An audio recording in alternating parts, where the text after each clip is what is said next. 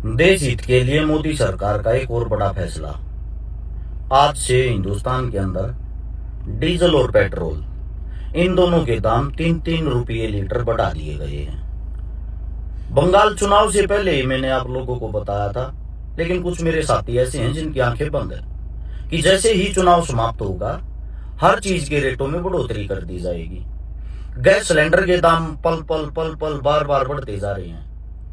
और आप लोगों को एक बात और बता देता हूं, हमारा पड़ोसी देश है बांग्लादेश, जिनके साथ हमारी बनती नहीं, क्योंकि वहां मुस्लिम है, मुस्लिम देश हो गया, यहाँ हिंदुत्व की सरकार है। लेकिन फिर भी हमारी सरकार ने अभी कुछ टाइम पहले लगभग 50,000 टन डीजल की खेप बांग्लादेश के पास भेजी थी, जब हमारे देश में इन चीजों की कमी होनी थी जो पहले से ही पता होता है। और उसके बाद भी हमारा देश उनको इतना डीजल देता है और हमारे देश में रेट बढ़ा दिए जाते हैं इसलिए कि इन चीजों की किल्लत होगी। इसके पीछे क्या समझते हो आप लोग? उससे दूसरा नेपाल छोटा देश है जो 27% तेल हमारे से खरीदता है हिंदुस्तान से। नेपाल के अंदर अभी पेट्रोल के ऊपर 2 रुपए घटाए हैं वहां की सरकार ने, और डीजल और केरोसिन पर 12 रुपए घटाए हैं पर लीटर पे। जो हमारे से तेल लेता है वो तो घटा रहा है, और जिनको हम तेल देते हैं, जो देश तेल देता है, उसके अंदर 3-3 रुपए बढ़ा दिए गए हैं।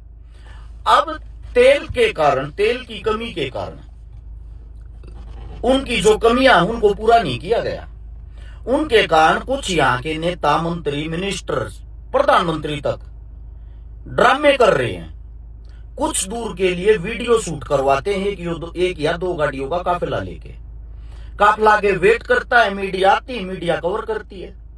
उसके बाद जैसे ही 100-200 मीटर चल के पूरा ड्रामा क्लियर हो जाता है, शूट हो जाता है, उसके बाद वो काफिला फिर से जुड़ जाता है।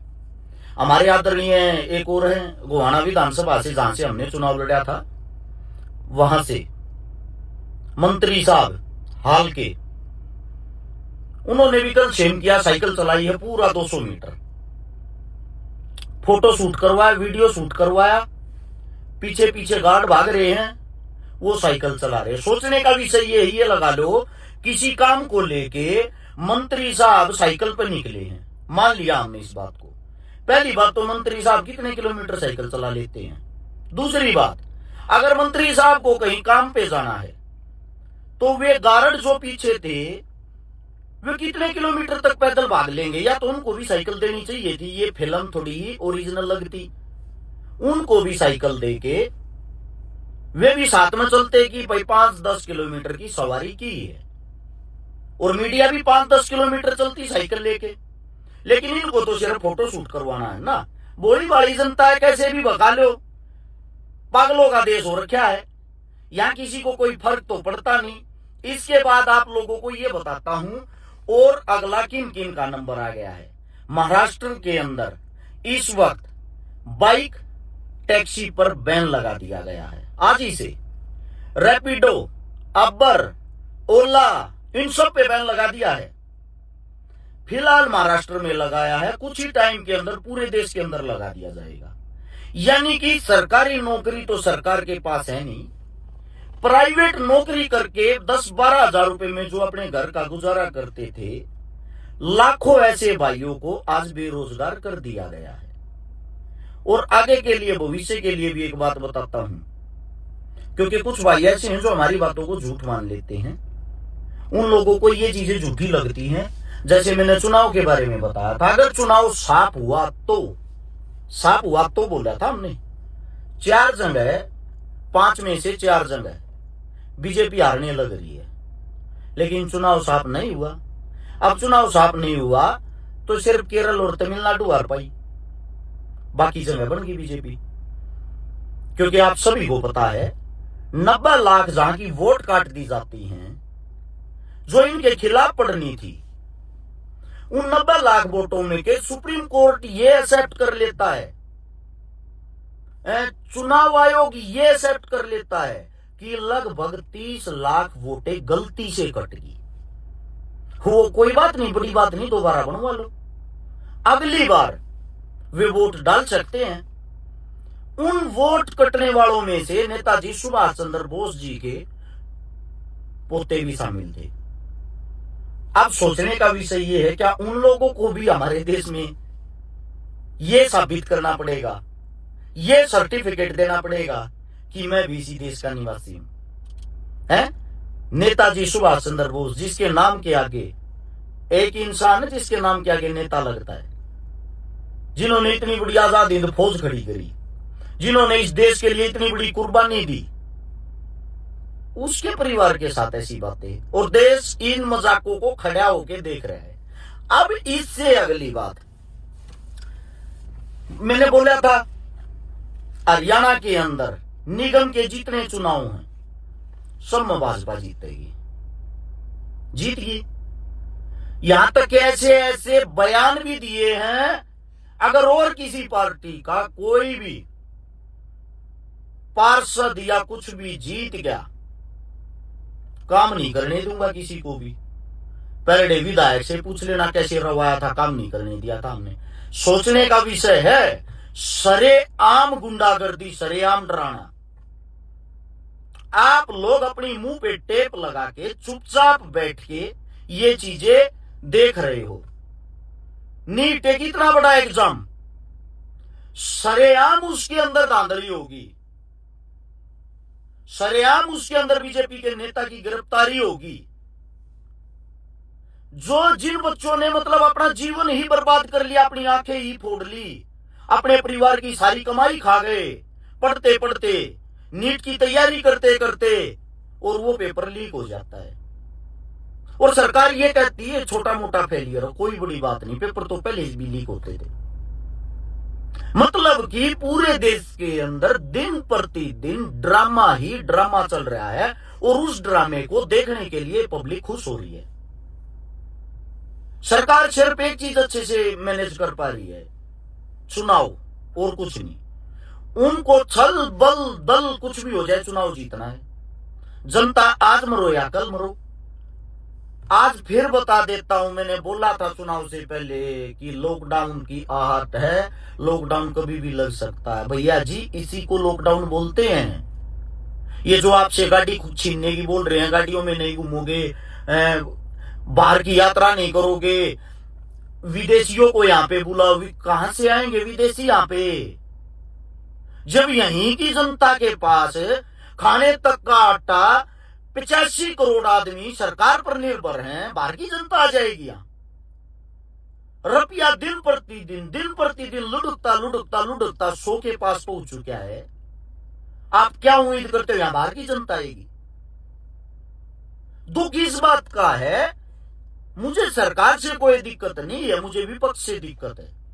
विपक्ष में बैठी जितनी भी पार्टियां हैं वो इतनी गुलाम हो चुकी, उनको इतना डर लगने लग गया कभी तुम्हारे घर ईडी ना आ जाए, सीआईडी ना आ जाए। मतलब यार चूड़िया पहन के बैठ जाओगे क्या ऐसे? इसी को लॉकडाउन से भी बुरी चीजें हैं ये।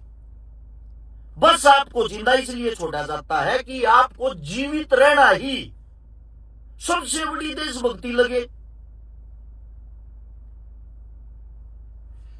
चलो टू बी कंटिन्यू। और बता देता हूं, अभी पंजाब में चुनाव होगा। पंजाब के अंदर इनको चाहे मारकाट करवानी पड़े, मैं मेरी जो टीम थी सभी को बता दिया था। जो राघव चड्डा जो है उसने खाकी निकर डाल ली है, वो जल्दी भाग जाएगा और कम से कम 40 बड़े नेताओं को लेके भागेगा। जो पहले पूर्व विधायक, पूर्व सांसद ये सब रहे होंगे या हैं, ये मतलब मेरी सोच थी। लेकिन मैंने यह सोशल मीडिया पे वीडियो बना के तैयार कर रखी थी, डाली नहीं थी। जिस दिन मैं डालने वाला था उससे पहले वो भाग गया, क्योंकि वो थोड़ा 15 दिन पहले भाग गया, उसको 15 दिन बाद भागना था। अब समस्या ये होगी, राघव चड्डा जो भाग गया है, यानी कि बीजेपी जिसका नाम पंजाब के अंदर हाल फिलहाल कहीं भी नहीं था, जिसको सिख समुदाय पसंद ही नहीं करता, जो लड़ाका समुदाय है उनके बीच में खड़ा होके इन लोगों ने खड़ा होने की जगह तो मिल गई, वो बीज तो बो दिया। अब आने वाले भविष्य के अंदर वहां देखना ये कैसे सरकार बनाते हैं। वहां सरकार बनाने के लिए पंजाबियों को, सिखों को, मुस्लिमों को खुश करने के लिए नया बयान आया है आरएसएस संघ के मोहन भागवत जी का और कुछ और भी नेताओं का कि पाकिस्तान के साथ हमें मित्रता बनानी चाहिए। हमारा पड़ोसी देश है, उससे मित्रता बनाने में हमें दुश्मनाई कहां है। जब यही सिख लोग, यही पंजाबी किसान आंदोलन में दिल्ली आके बैठे थे, उस वक्त इन्होंने एक बात कही थी कि तो खालिस्तान नहीं है, पाकिस्तान से फंडिंग है। आज वही लोग ये बोल रहे हैं कि पाकिस्तान हमारा मित्र है। इसका मतलब पाकिस्तान से फंडिंग सरकार की है या इन बेचारों की है। दूसरी बात, इतना बड़ा सिंगर दलजीत, उसको ऑफर दिया जाता है कि भैया तो पार्टी ज्वाइन कर ले।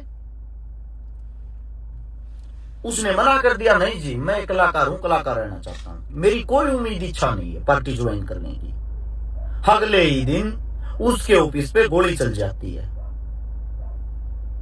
गोली चलाने की जो भी जिम्मेदारी लेते हैं उनको जेल से बाहर रिमांड पे लाने की पुलिस प्रशासन के पास कोई अनुमति नहीं। सुप्रीम कोर्ट ने साफ साफ रोक लगा रखी है। इसका मतलब आप क्या समझते हो? अब इसका मतलब तो यही हुआ, सरकार जो है वही तो धमकियां दिलवाती है, वही गोलियां चलवाती है और वही उनको सुरक्षा मुहैया करवाती है। सीधी सीधी बात, ये आतंकवाद नहीं तो और क्या है। दिन प्रतिदिन धमकियां दी जाती हैं, दिन प्रतिदिन गोलियां चलती हैं, क्राइम हद से ज्यादा बढ़ा हुआ है, भूखमरी हद से ज्यादा बढ़ी हुई है, किसी को कोई लेना देना नहीं। एक मूर्खों की बस सेना तैयार कर रखी है। उन मूर्खों को ये जो हमारे देश के राजा साहब हैं, ये शेर नजर आते हैं, बस उनको एक रट लगा दी गई है। शेर कुछ भी करे, आप लोगों को बस चिल्लाना है हमारा शेर नहीं रहेगा, ये हो गया तो हमारा शेर चला जाएगा, ऐसा शेर दोबारा नहीं आएगा। हद होगी यार। इस शेर ने इस देश को मतलब ओहदे मुंह गिरा दिया है और शेर शेर हो रखी है। यानी कि राजा साहब हमारे यहाँ पे तो रोक लगा के और खुद निकल गए बाहर 5 देशों की यात्रा पे, क्योंकि चुनाव की थकावट हो रही थी, वो उतारनी ज्यादा जरूरी थी। और मैं बता देता हूं भाई, मैं थोड़ा कड़वा बोलता हूं और आगे और ज्यादा कड़वा बोलूंगा। इस मारे मेरे घर पे, मेरे परिवार पे और मेरे पे कभी भी हमला हो सकता है।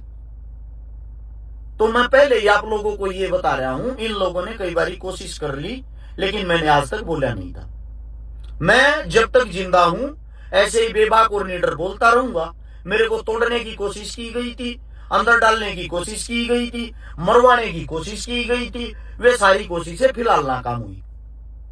बताया नहीं मैंने अपना दुख, मैं मतलब किस गर्म आंच पे बैठा रहता हूं सिर्फ एक बात के कारण कि मैं कड़वा बोलता हूं और वो कड़वा सरकार को बुरा लगता है। कुछ आदमी है मेरे भाई जो घर बैठ कर मैंने गालियां दिए जा, मैं उनको एक ही बात कहता हूं, तुम जितने बड़े गुंडे बदमाश बनते हो ना, सरकार से टक्कर लेके देखो, फिर देखता हूं तुम्हारी मर्दानगी। मर्द वो होता है जो सरकार से सवाल और जवाब करे। हम वोट देते हैं, हम टैक्स देते हैं, हमारा हक और अधिकार है सरकार से सवाल और जवाब करने का। ठीक है, बात बात पे बोलते हैं राहुल गांधी ने क्यों नहीं किया, जवाहरलाल नेहरू ने क्यों नहीं किया, कांग्रेस ने क्यों नहीं किया। अगर कांग्रेस सत्ता में आएगी तो उनसे सवाल जवाब किए जाएंगे सेम ऐसे ही। फिलहाल सत्ता में जो पार्टी है सवाल और जवाब उन्हीं से किए जाते हैं। हमारा अधिकार है ये। मीडिया ने अपना अधिकार भूला होगा, जिसको चौथा स्तंभ बोलते हैं वो बिकाऊ है। इसका मतलब ये थोड़ी सारी जनता बिकाऊ होगी। बस यही बातें आप लोगों को बतानी थी। और पंजाब की बात जो अधूरी रहेगी आप लोगों को बता देता हूं।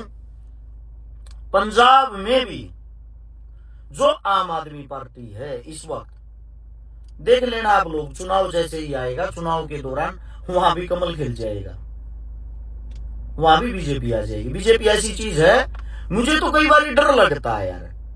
बाहर जितने भी देश हैं उन देशों के अंदर मोदी जैसा लीडर नहीं है। उन बेचारों का देश कैसे विकास करेगा? एक एक मोदी हर एक देश के अंदर होना चाहिए। मुझे तो ये दुख होता है पाकिस्तान में भी मोदी होना चाहिए, ऐसे ही तरक्की हो। नेपाल, बांग्लादेश, अमेरिका, यूएस, ये चाइना, सब जगह मोदी जैसा होना चाहिए एक नेता, तभी उनका बेटा अगर वो मतलब देश तरक्की कर पाओगा इसी प्रकार से। बाकी ठीक है दोस्तों, अपने जीवन का मजा लो, बत्ती भड़का में के पड़ा है भाई। थारे घर भी सीआईडी पुलिस आने लग जाएगी रोज रोज ना, थारे भी मुकदमे लागन लग जाएंगे, तब न विचार आदमी सोशल मीडिया पर गाड़ पकड़ने लग जाएंगे, तुम्हारे परिवार को टारगेट किया जाएगा। इनसे बचने के लिए इन चीजों से दूर रहना चाहिए जो आप लोग कर रहे हो। बड़ा अच्छा, धन्यवाद। शिक्षित लोगों के लिए एक बात, तुम जो तालियां बजा रहे हो ना बैठ के, नंबर तुम्हारा आ गया ना, नौकरियां तुम्हारे से छीन ली, शिक्षा तुम्हारे से छीन ली, तुम ये सोच रहे हो कि तुम अब खुश हो। शिक्षित होते हुए समस्या ये है जो अपने मुंह पे ताला लगा रहा है, तुम अपने बच्चों का भविष्य खा रहे हो एक अनपढ़ लोग के हाथों के कारण। बाकी तुम्हारा जीवन भाई, जिसने जो करना वो ही करेगा। चोरी करके भी गुजारा कर रहे लोग, डाका मार के भी कर रहे हैं, खनन माफिया बन के भी कर रहे हैं, दारू बेच के भी कर रहे हैं, सरकार का पानी मार के भी कर रहे हैं, सरकार के नेताओं का डोलू उठा के भी बन रहे हैं। ये लोगों की एक विधि का विधान हमेशा से चलता आया है। सभी दोस्तों को सलाम, राम राम, जय हिंद।